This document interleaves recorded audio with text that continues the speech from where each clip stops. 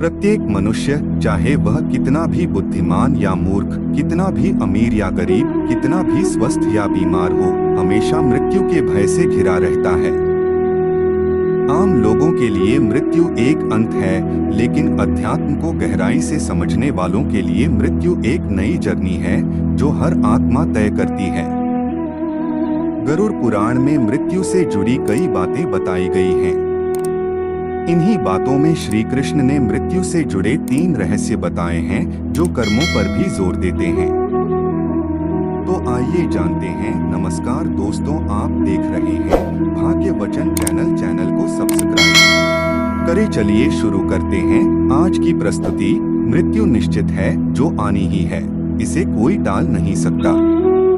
अधिकांश लोग इस तथ्य पर विश्वास करके जीते हैं कि अच्छे कर्म और पाप उनके अगले जन्म को प्रभावित करते हैं और कर्म ही हैं जो उनकी आगे की जर्नी को तय करते हैं, जैसे स्वर्ग या नर्क। आप जीवन की व्याख्या कैसे करते हैं?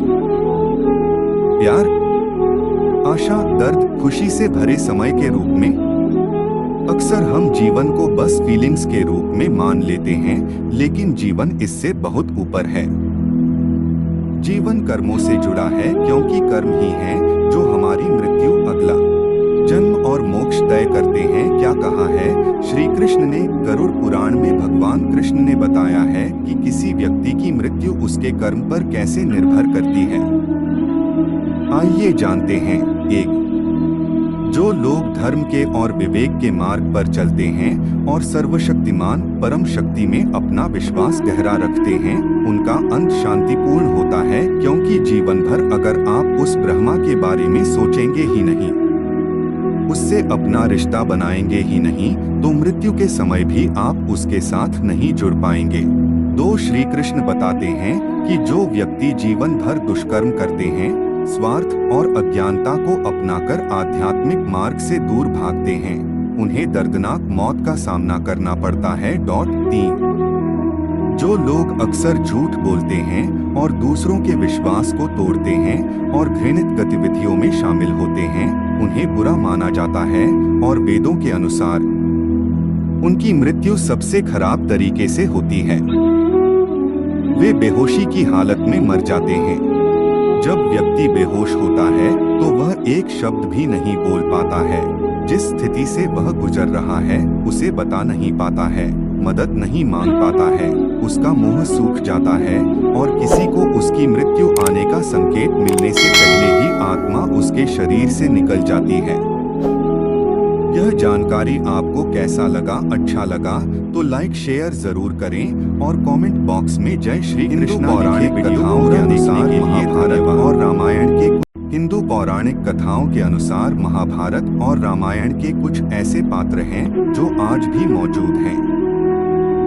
कुछ को अपने अच्छे कर्मों के कारण अमर होने का वरदान मिला है, तो वहीं कुछ पात्र अपने कर्मों के कारण ही अमर होने का श्राप झेल रहे हैं।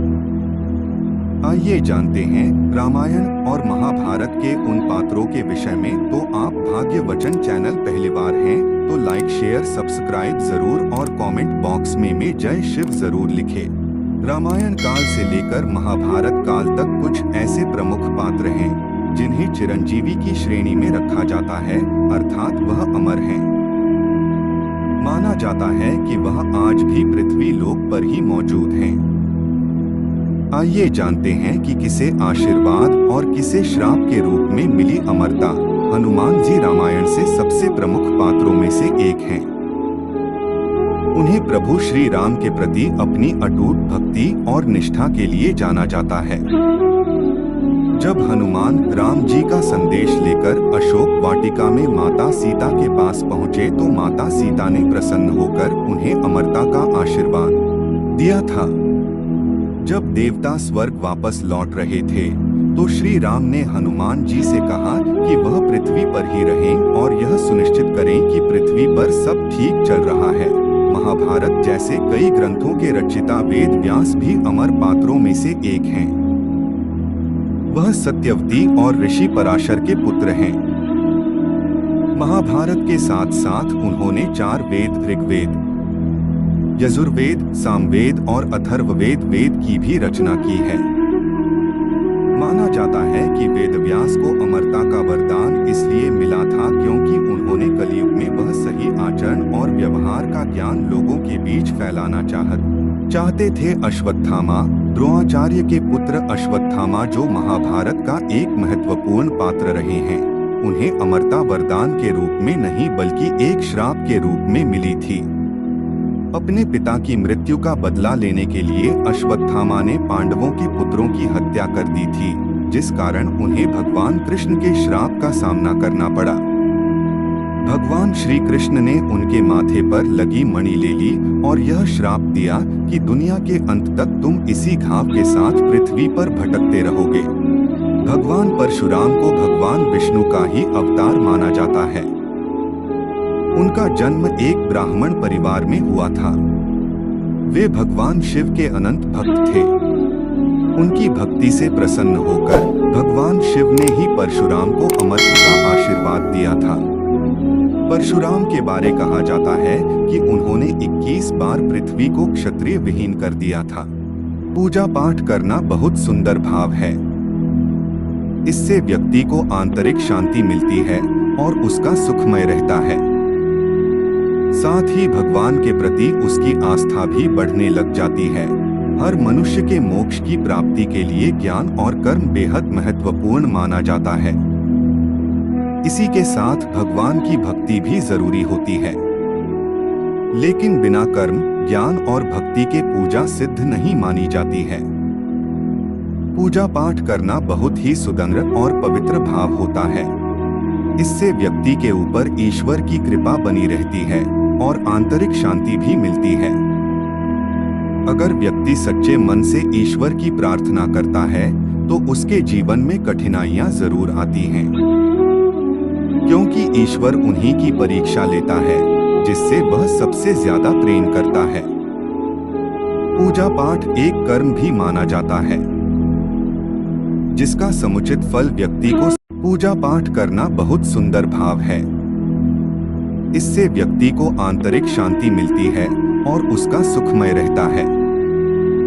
साथ ही भगवान के प्रति उसकी आस्था भी बढ़ने लग जाती है। हर मनुष्य के मोक्ष की प्राप्ति के लिए ज्ञान और कर्म बेहद महत्वपूर्ण माना जाता है। इसी के साथ भगवान की भक्ति भी जरूरी होती है, लेकिन बिना कर्म, ज्ञान और भक्ति के पूजा सिद्ध नहीं मानी जाती है। पूजा पाठ करना बहुत ही सुंदर और पवित्र भाव होता है। इससे व्यक्ति के ऊपर ईश्वर की कृपा बनी रहती है और आंतरिक शांति भी मिलती है। अगर व्यक्ति सच्चे मन से ईश्वर की प्रार्थना करता है तो उसके जीवन में कठिनाइयां जरूर आती हैं, क्योंकि ईश्वर उन्हीं की परीक्षा लेता है जिससे वह सबसे ज्यादा प्रेम करता है। पूजा पाठ एक कर्म भी माना जाता है, जिसका समुचित फल व्यक्ति को समय के अनुसार मिलता है। लेकिन क्या आपने कभी सोचा है कि जो व्यक्ति ईश्वर की सच्चे मन से पूजा करता है वह परेशान रहता है, वहीं दूसरी तरफ बिना पूजा पाठ किए लोगों के जीवन में सुख समृद्धि का आगमन होता है। आखिर ऐसा क्यों होता है? आइए जानते हैं। नमस्कार दोस्तों, आप देख रहे हैं भाग्य वचन चैनल। चैनल को सब्सक्राइब करें, फेसबुक पेज को फॉलो करें और कमेंट बॉक्स में जय श्री कृष्णा लिखे। चलिए शुरू करते हैं आज की प्रस्तुति। ईश्वर सच्चे भक्त की लेते हैं परीक्षा अधिक। पूजा पाठ नियम करने वाला व्यक्ति इसलिए परेशान रहता है क्योंकि ईश्वर उसी की परीक्षा लेते हैं जिससे वह सबसे अधिक प्रेम करता है। भगवान उसे हर कठिनाइयों से मुक्त करना चाहते हैं ताकि उसे जीवन में कभी किसी प्रकार की परेशानियों का सामना न करना पड़े। वहीं भक्त भी सच्चे हृदय से अपने आराध्य की पूजा करता है ताकि ईश्वर के प्रति उसकी आस्था निरंतर बढ़ती रहे और जीवन में आ रही कठिनाइयां भी उसका कुछ न बिगाड़ सके।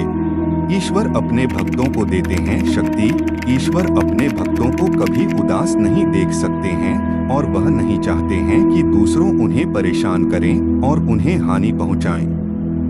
इसलिए भगवान श्रीहरि मंत्र अपने भक्तों को अकेले रहने की शक्ति देते हैं ताकि वह हर परिस्थिति का डटकर सामना कर सके। भक्त श्रद्धा भाव से करें ईश्वर की पूजा। भक्तों, अगर आप ईश्वर की पूजा कर रहे हैं तो उनकी पूजा में कभी गलती न करें। कभी कभी ऐसा होता है कि हम कई बार पूजा पाठ करने के दौरान छोटी छोटी गलती कर देते हैं, जिससे हमें मुश्किलों का सामना करना पड़ जाता है। लेकिन भगवान कभी भक्त का नियम नहीं देखते हैं कि वह किसी विधि और नियम से पूजा कर रहा है। वह तो बस यही चाहते हैं कि भक्त श्रद्धा भाव से उनको याद करें। ईश्वर एक शक्ति और भाव है। उसी भक्त पर ईश्वर की कृपा होती है जो सरल, श्रद्धा और अपंत्व का जीवन जीते हैं। ईश्वर की सच्चे मन और श्रद्धा भाव से पूजा करें और यहाँ बताई गई बातों पर विशेष ध्यान दें। और अगर हमारी स्टोरीज से जुड़े आपके कुछ सवाल हैं तो वो आप हमें नीचे दिए कमेंट बॉक्स में बताएं। हम आप तक सही जानकारी पहुँचाने का प्रयास करते रहेंगे। अगर आपको ये स्टोरी अच्छी लगी है तो इसे शेयर जरूर करें। ऐसी ही अन्य स्टोरी पढ़ने के लिए जुड़ी रहें हर जिंदगी से।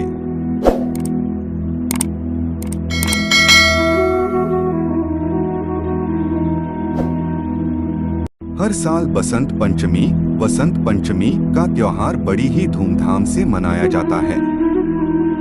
माँ सरस्वती की पूजा के लिए हर साल लोग बसंत पंचमी का इंतजार करते हैं। यहाँ हम बात कर रहे हैं अब बसंत पंचमी 2024 में कब है। साल 2024 में बसंत पंचमी का त्योहार कब है। सरस्वती पूजा 2024 में कब है। आइए जानते हैं कि 2024 में बसंत पंचमी कब है और बसंत पंचमी 2024 की तिथि और शुभ मुहूर्त क्या रहेगा। माघ मास के शुक्ल पक्ष की पंचमी तिथि को बसंत पंचमी मनाई जाती है। इसी दिन से भारत में बसंत ऋतु की शुरुआत हो जाती है। नमस्कार दोस्तों, आप देख रहे हैं भाग्य वचन चैनल को सब्सक्राइब करें, फेसबुक पेज को फॉलो करें और कमेंट बॉक्स में जय मां सरस्वती लिखें। चलिए शुरू करते हैं आज की प्रस्तुति। बसंत पंचमी का महत्व। बसंत पंचमी का महत्व इसलिए भी विशेष है क्योंकि इस दिन का संबंध ज्ञान और शिक्षा से है।